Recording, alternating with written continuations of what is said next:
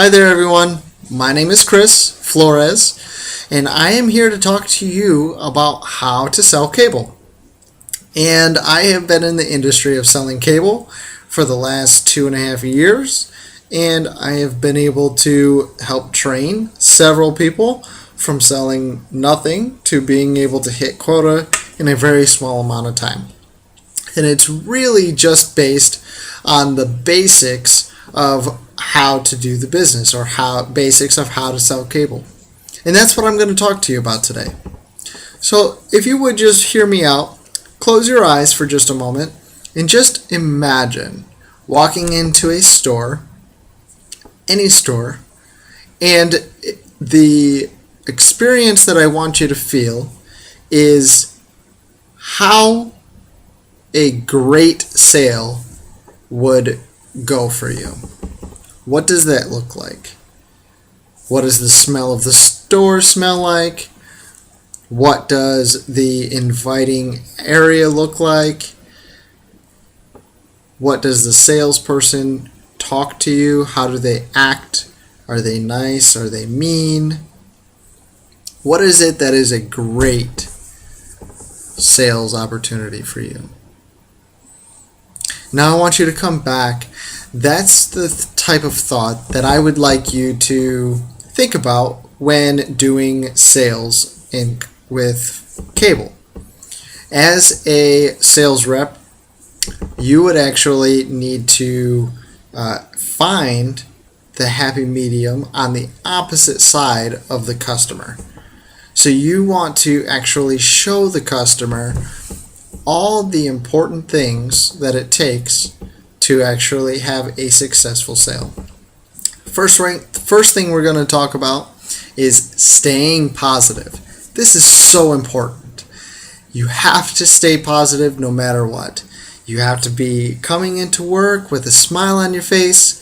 You have to come in with an energy that the customers are going to see and they're going to feel, and they're going to be able to be very receptive, and that's going to just be very inviting for them.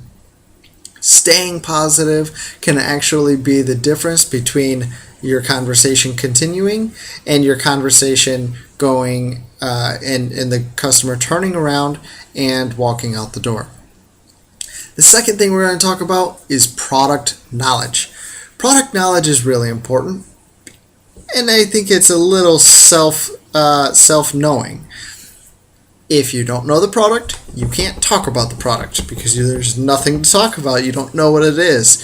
So you have to know everything there is about the product. So when the customer comes in, the customer doesn't know more about the product than you do.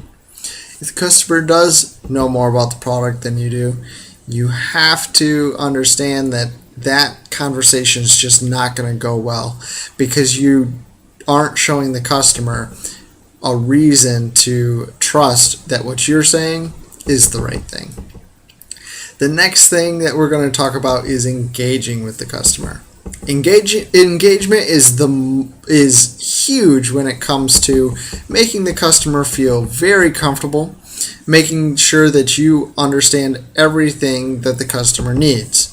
Hence, you will also need a pen, and you will also need a pad of paper. In this step, this is where you're going to start writing down. Oh, your name is Mrs. Smith. Write it down. You would like 3 TVs set up in your home. Write it down. Which channels do you like to watch? How often do you like to watch them? Things that you can write down that the customer needs, that the customer wants, right? And so you're the one there asking a bunch of questions, and the customer should be talking way more than you. Engaging with the customer is very important because now after that, the next step, asking for the business, you can now take that list of things that you've taken and you can bring it back to the customer and tell them this is why you need our product. Now, asking for the business is one of the most hard things for a sales rep to actually accomplish. And that reason is because of rejection. Someone is someone that is newer has a very hard time saying or hearing the word no from a customer and don't really know how to react to it when they do hear that. Well, what you have to expect is the no. So if you expect the no, you can actually overcome the no. So overcoming that objection of no or the rejection altogether that the customer just does not want to do business with you is something that we have to get over and over and over and over. So to be able to do such things, you have to make sure that you think that the no is going to be coming and just get over it and ask for that business. Because now you already know the product, now you already know what the customer needs, you've stayed positive throughout this whole interaction, and we've learned how to do all of those things to bring yourself to selling a customer. I want to thank you very much for the opportunity to show you how to be a professional seller of cable. And my name is Chris Flores, and thank you very much for watching.